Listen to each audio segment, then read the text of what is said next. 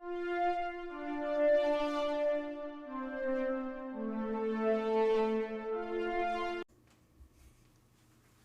are happy to announce that this episode of the SWW show is partially brought to you by Humble Bundle. Well, not really. We are part of the Humble Bundle referral program, and we just wanted to say that if you like really cheap games and maybe helping charity pending the Humble thing going on, all you have to do is go to humblebundle.com/?partner equals SWW. That's right, humblebundle.com/?partner equals SWW. And you just do your normal stuff, and it just kind of helps us get a couple bucks here and there. Maybe it helps AJ get his lights, maybe it's Mike camera, maybe we actually pay Corey for helping us out. But again, if you're going to go buy games anyway, it might be worth checking out. Hello, everyone, and welcome back to one of these interview episodes of the SWW show. I'm Mike, and today with me a special guest from decently around the world, probably like a 7-hour, 8-hour flight for me. To get us started, do you mind introducing yourself and the game we're here to talk about? Yeah, of course. So my name is Jite, which is kind of more like a pseudonym, like my real name. But I am the creative director of The Time I Have Left, time-driven escape adventure to be released on Steam this year. Perfect. Well, I want to say thank you again for coming and welcome to the show. To get us started, so obviously you're part of Ground Game Yeah, LTR. Please correct my enunciation of butchering that. yeah. So it's actually it comes from the it's French. In original, it's French, which is atelier. My French is horrible, but it's also a Spanish word, which is atelier, which means like a studio for an artist. So we are Ground Game Atelier. Perfect. That would be the name of the studio. What's the history of you guys, obviously? Because I did something I couldn't find. This is your guys' first game on Steam. That's correct, or is there anything else kind of history-wise that I missed of you guys? Yeah, so this is actually the first game of the studio, and the first that we are developing as a studio. We both come from a background and working for other companies, but this is our first game together. And yeah, it's the debut title of Grand Game Atelier. Perfect. Well, yeah, I wanna. So let's talk then. So the time I have left, as we said, is a time-driven game. Like the whole pitch I was saying, kind of. It seems like obviously your guys' big pitch has been like you'll be dead in 6 hours. It's this whole thing. What kind of mechanically can we kind of talk about? Kind of how does that work? Kind of what does the player kind of do in this experience? Yeah. So the time I have left.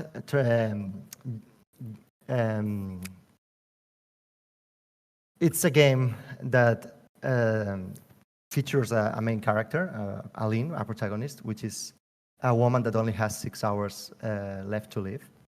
And all the game, both mechanically and narratively, goes around this concept. So we have like this time limit of 6 hours that pushes the narrative forward, but we also have some time mechanics in the game, which are kind of like not your usual time-driven mechanics. So we have, for example, the game split into chapters. Each chapter has its own time limit inside the 6 hours. And as you progress on the game and beat these different chapters, you are good to go inside the 6 hours. So it's not like a roguelike or something that you have to repeat all the time. It's based on shorter objectives. Okay. No, that makes sense. So where did you guys kind of come from this idea of wanting to do this kind of loop mechanic? Kind of obviously roguelikes are kind of a big thing now, and you're kind of seeing sometimes. So I'm kind of curious, what was your guys' big inspiration of this? Yeah, so we don't have like a game that we want to replicate or to random match to, but we are kind of looking at a wider set of games with like we have like a mix of old school to rebel and new school games. We wanted to kind of inspire like a vibe from many games, and we actually get a lot of different responses on this. Everyone sees like a different game in ours, which is kind of our goal, so we are happy with that. But we are not looking at just a game. It's a little bit of there's a little bit of survival horror formula in here, but it's also more leaning towards an RPG because it's not a horror game. And we also have like this time-driven mechanics. So we kind of tried to mix a lot of things that we like about different games to create something that it stands on its own. So we don't really have like just a reference that we can say, okay, we are like this game, but mixed with this other thing. It's like a lot more nebulous, you know? No, that makes sense. It's always interesting, kind of when like that nebulousness is always that very hard kind of like dark and stuff. Like, development wise, did this game shift a ton as you guys were making it, or has it kind of been like a vision going? Because obviously, without you guys having, as you're making this, projects change a lot, and I'm kind of curious, kind of, is this the project you guys kind of started with? Kind of, has it evolved over time? So yeah, we actually it's quite similar to the concept that we started with, but as you say, these things kind of go through an evolutive process. We have been to many events. We have seen many people play it, and as I said before, it's kind of nebulous in terms of game design. So we had to do a lot of trial and error to get to the loop that we have now. But the core concept of the game it's still there. It's not radically different. It follows the same concepts and the same beats. It's just evolved into a shape that it's more playable, as to say, um, in relationship to the first iteration of the concept. Oh God, I can only imagine. Yeah, like every game, like the amount of playable that people think their game is until it actually like compared to like that end step is so different. Like there was Yeah, something. If more consumers saw like what early prototypes look like, they'd be like, I don't understand how games come out. I'm convinced. yeah, totally. God, no, So that we actually were on that boat too. We started with a concept that we wanted to express through gameplay and tie the narrative with it.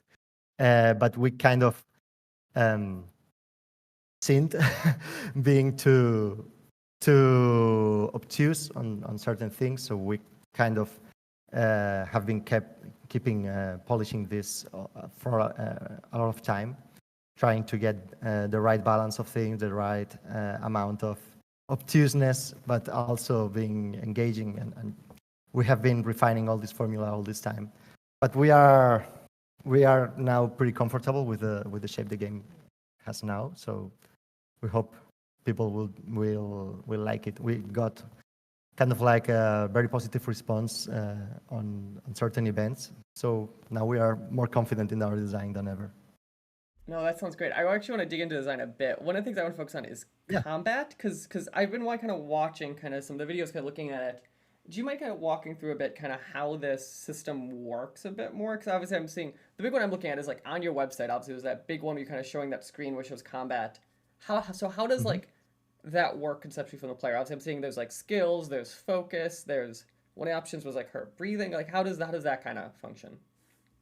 Yeah. So the game uh, tries to breach the two genres. It wants to kind of mix the adventure genre, the part of you exploring things and finding new secrets and managing your inventory and the like, and mix that with a more traditional RPG approach. And it's not really uh, just one of those. It's kind of like both.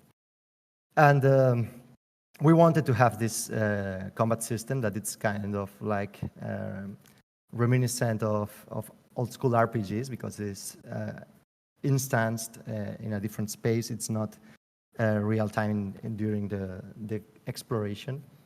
But we also wanted to include some new elements to make it a little more engaging. So we didn't want to be strictly turn-based. We want to have some real-time elements in there too. So the way it works is that the enemy attacks you in real time, and you have to dodge with timing during its turn. And then you build your resources that you can use during your turn to not attack the enemy, because I will explain a little bit how that works. But you can, for example, heal yourself or use some status effects on the enemy or on you in a more traditional RPG fashion. And about the attacking. So attacking, it's not the main goal of the game. The whole system is built around dodging the enemy attacks. And that's because every time the enemy or you throw an attack, you are kind of defeating yourself. You lose a little bit of willpower, which is our equivalent to health. So in order to attack, you have to spend a little bit of your health. So just by dodging the enemy attacks. So just clarify. You just said so to attack, you use your health is like a almost like a mana system. Like it's kind of like it's a thing you kind of give up some to kind of put out damage. Is that what I'm understanding correctly? Yeah, that's it. So, but that's both for you and for the enemy. So the enemy attacks you, and it's effectively it's defeating itself as it does. But if you dodge correctly, you won't get any damage. But he's gonna defeat itself little by little.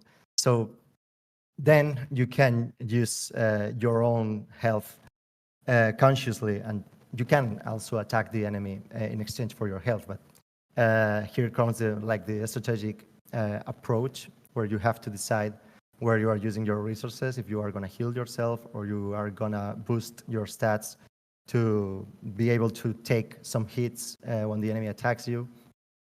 And that's kind of like the whole loop about the combat system, is dodging the enemy attacks, so it eventually defeats itself, right? And you can speed up that process by using some skills, or you can make it easier for you to resist this attack. Oh, that makes sense. I do appreciate how like mechanically then your goal in that point is to try your best to dodge to basically make him use his own.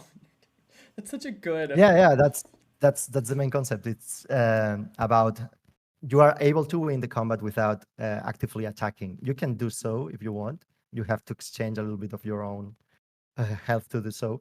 But the goal of the system is that you don't really have to attack the enemy to beat it. Right. No, that makes sense, and that's great. The other thing I want to touch on, because obviously in everything is showing, you said this is like time loop. You kind of go through that. There's a timer counting down the entire time I'm playing this. I am very curious, as you guys were developing this, or as people have tested this, is there like a level of stress you see people come on, like especially as that number starts getting lower and lower? Like, how does that kind of play into it? Yeah. So you're right. So we were talking before about the first iteration of the game and how it has evolved from there. At the very first version, we had like this timer never stops. This timer goes. It's always running on menus on everywhere, because we thought that was kind of like the goal of the narrative of the game. But that was really stressful for people, and we wanted people at its core is an adventure game, right? So you want to explore at your own pace. You want to read the documents that you find. We also have a system that unlocks like different short fragments, story fragments, as you get new items and clues. So we really wanted this for this to work. So the timer, it's always there. It's always ticking, almost always ticking. But we decided to kind of pace this timer differently than most games. So for example, when you are navigating menus during exploration, the timer goes 10 times slower. There's an explanation for this in the narrative of the game. Also in combat, it goes 10 times lower. And there's special rooms where you can save and you can heal yourself. And in those rooms, the time completely stops.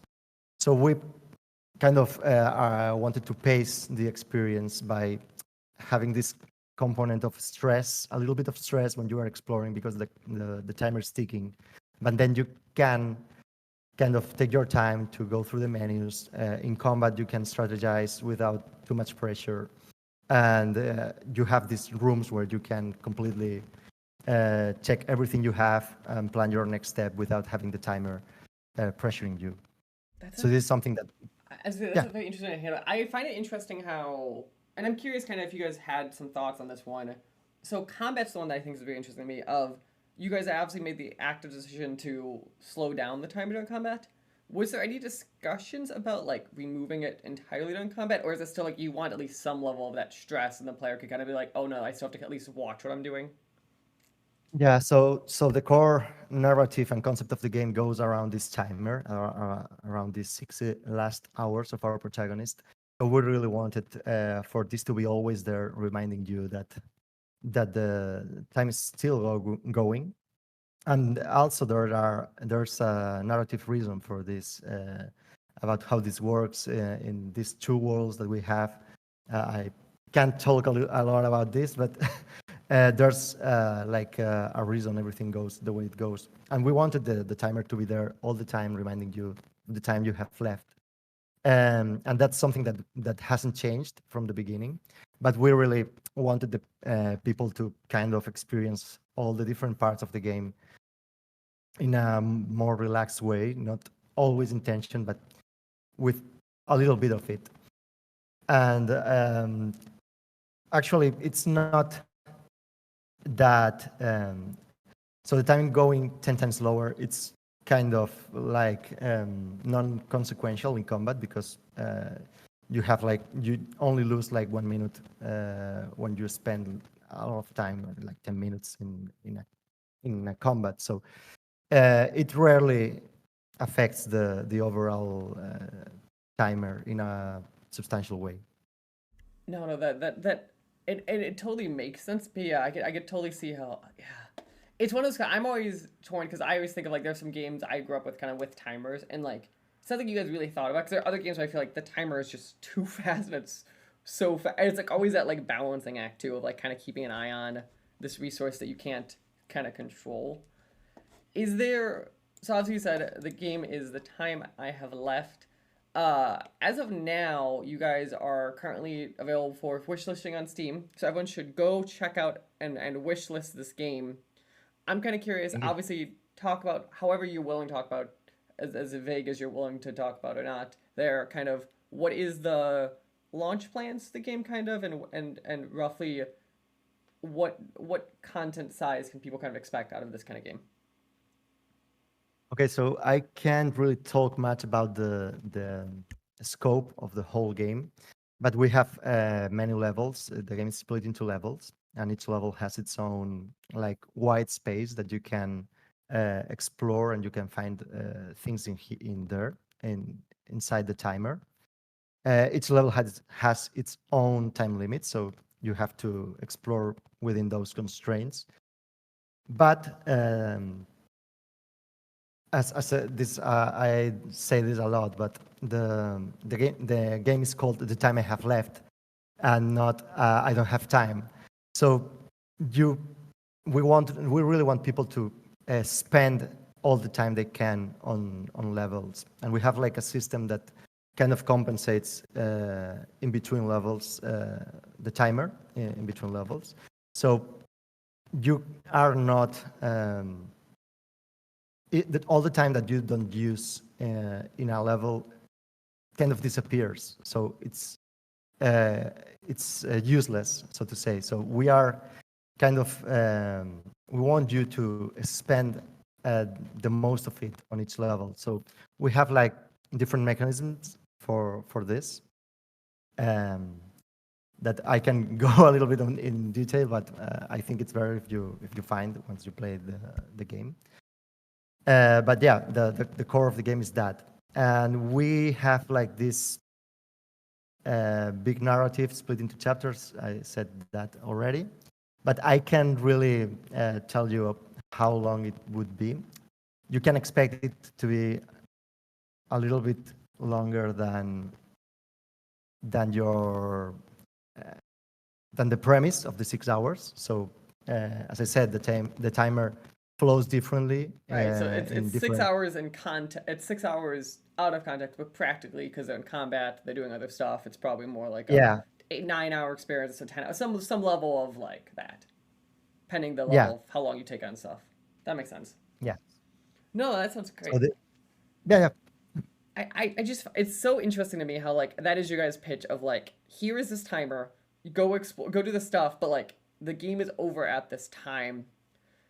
Like, do you how are you guys kind of preparing, or is it possible? Let me phrase this: is it so in these 6 hours? Is it possible for the player to really do everything, or is it you guys are purposely kind of making it where like no, you're gonna have to kind of go back and try different things, and like you are going to have to use your whole time. yeah. So it's possible to find everything. It's not impossible per se, but we really are want you to kind of play again. We want to have some degree of replayability. So if you are following a guide and you want to spoil the exploration part, you probably can get everything on one go. But our goal is to really for you to explore and learn about the world as you go, and then use that knowledge to maybe go back a second time and try to find the things that you left out the first time. So we have like this system, the database system. When you are exploring, we have what we call clues, which are can be anything, can be from an item from to just a text that you find out there, and all these clues are unlocking conditions for short story fragments, and these story fragments also point you towards secret areas and different things that are hidden in the level.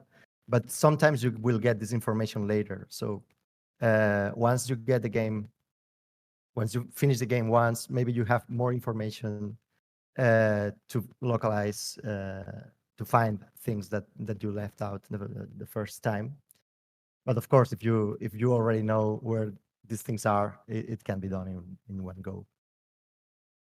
No, that makes perfect sense. Again, the game we've talked about here today is The Time I Have Left. It's a it's a RPG. It's an adventure game kind of with some time elements. I want to say thank you again for talking to me today. As we get towards the tail end here, I'm curious. Obviously, you know a lot more about the game. You have stuff there. What is there anything that you would like to spend the last few minutes here focusing on or talking about kind of in the game that we kind of missed in our discussions today?